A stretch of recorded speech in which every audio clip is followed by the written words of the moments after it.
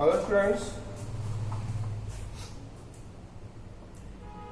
आज हम पढ़ेंगे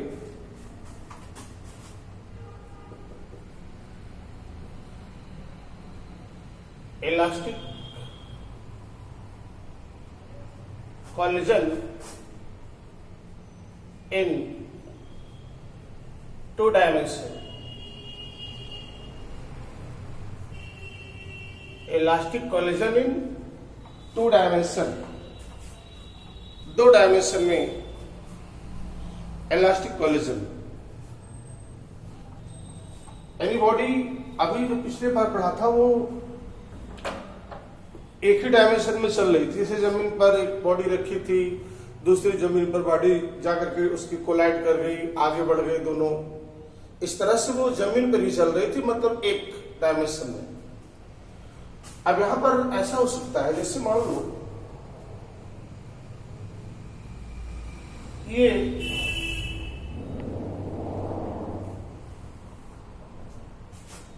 एक्स एक्सिस है, ये वाई एक्सिस, यहां एक बॉडी रखी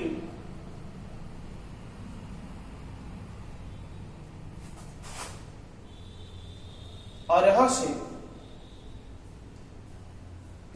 m1 मास की बॉडी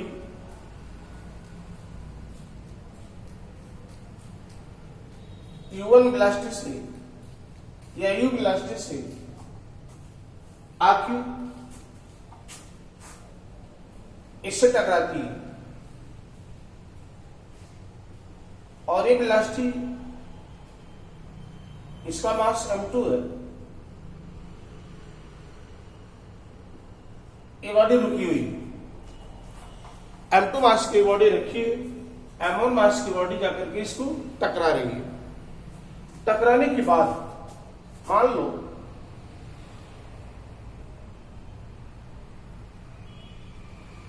ये बॉडी इधर चली गई, m1 वाली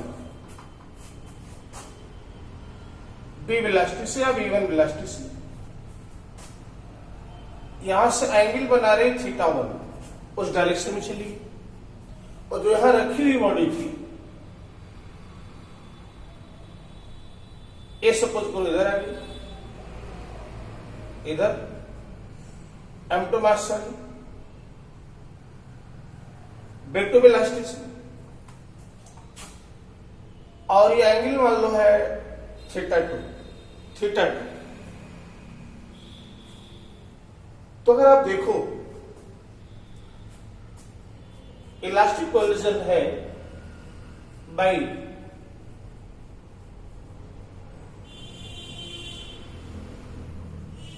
conservation of linear momentum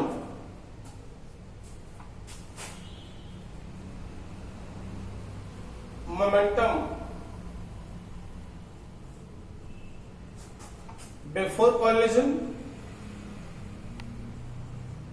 equals momentum after collision. लिखित along y axis, along लिख रहे हैं, along x axis, x axis के लॉन्ग मोमेंटम देख रहे हैं, क्योंकि मोमेंटम तो वेक्टर क्वांटिटी है. तो v1 का एक कंपोनेंट वेलोसिटी का इधर आएगा, v1 cos θ1 एक वर्टिकल में जाएगा, v1 sin θ1. ऐसे v2 का एक कंपोनेंट इधर जाएगा, v2 cos θ2 एक वर्टिकल में आएगा इधर,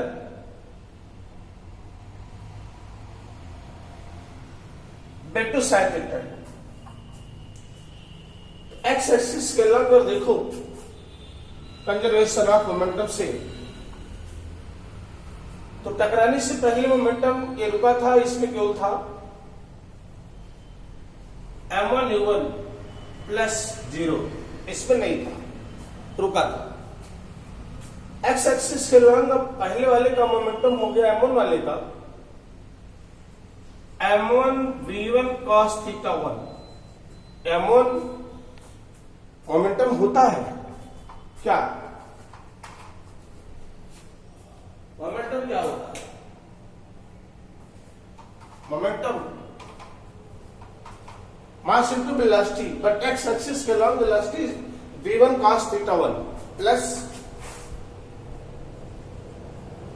m2 v2 cos theta 2। Equation number 1 पहला,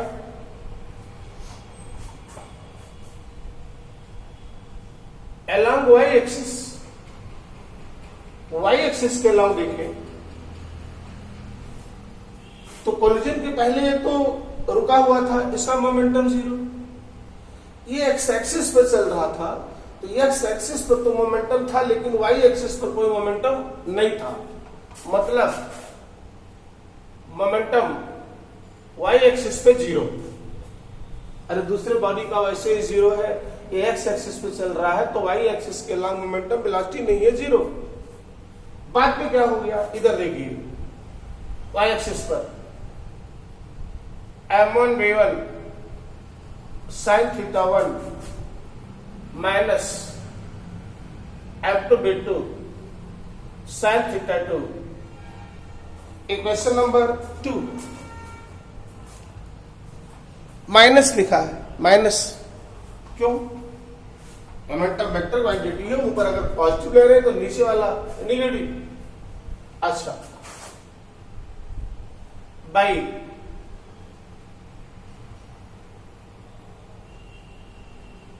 conservation of energy, by conservation of energy. अब एनर्जी तो वेक्टर है नहीं, इसमें कंपोनेंट लेने की जरूरत नहीं। पहले एनर्जी थी, क्या थी? Half m1 a1 square plus 0, इसमें तो थी नहीं, इक्वल्स बाद में हो गई half m2 b2 square plus half m1 b1 square plus half m2 b2 square. Equation number 3। अब इसमें हमने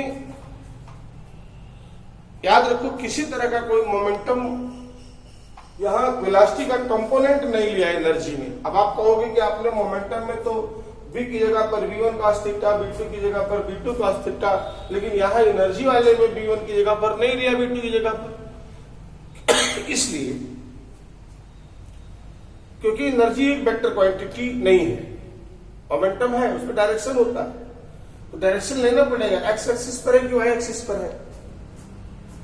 वास्तव में इस वेलोसिटी ऐसे तेजी जाएगी तो एक्स और वाई दोनों एक्सिस पर इसका मोशन हो रहा है, इसीलिए इसे कहा जाता है 2 डायमेंशन। तो ऐसे केस में हम, क्योंकि वेक्टर क्वांटिटी नहीं है, एनर्जी स्केलर क्वांटिटी, इसलिए वेलोसिटी जो भी होगी टकराने के बाद v1 v2 वेलोसिटी होगी, एनर्जी हम बताएंगे कि भाई टकराने के बाद उसकी एनर्जी क्या हुई। अब एनर्जी को डायरेक्शन बताने की जरूरत थोड़ा एनर्जी में। अब यहां पर हमने 3 इक्वेशन निकाला। अननोन देखो कितने इसमें है,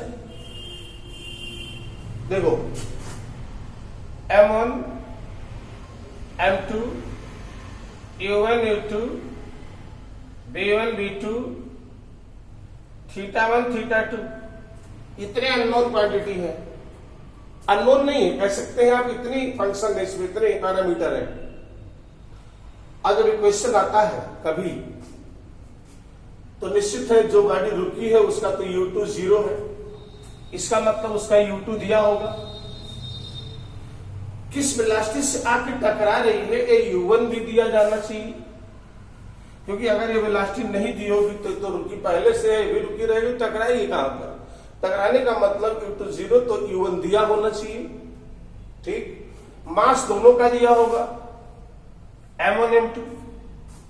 अब जरा देखो वास्तव में अननोन पैरामीटर जो बचते हैं थीटा 1 थीटा 2 b1 b2, ये 4 पैरामीटर हमको निकालने होते हैं, लेकिन ये चारों आपके अननोन रहेंगे तो आपको निकालना मुश्किल है।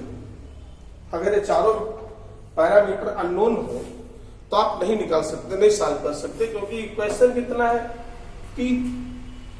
पहला इक्वेशन बना, दूसरा इक्वेशन बना, तीसरा बना, तो 3 इक्वेशन से 3 ही वेरिएबल निकाले जा सकते हैं। यहाँ वेरिएबल कितना, 4। इसका मतलब इसमें से कोई एक और मालूम होना चाहिए। जब क्वेश्चन देगा तो इसमें θ1 या θ2 या V1 V2 में से चारों में से एक और मालूम रहेगा। अगर एक और मालूम हो जाएगा तो बचेगा 3 अननोन पैरामीटर। अब उसको हम तीनों इक्वेशन को सॉल्व करके क्वेश्चन में जो कुछ भी पूछेगा हम उसे निकाल सकते हैं। ओके, तो जब भी इलास्टिक कोलिजन 2 डायमेंशन आए तो इस तरीके से आप उसको करोगे। ओके, नोट कर ले इसको।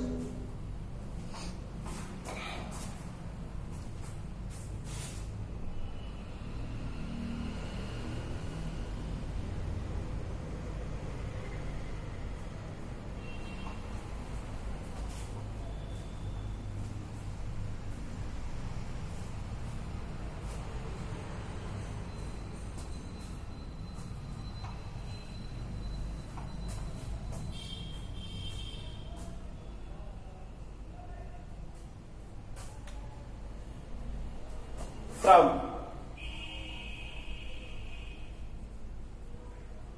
above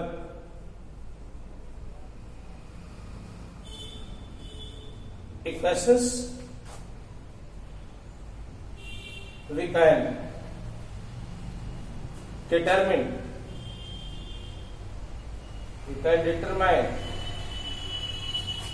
unknown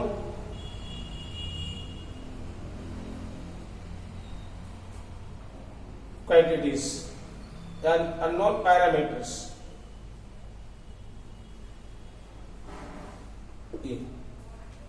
Okay.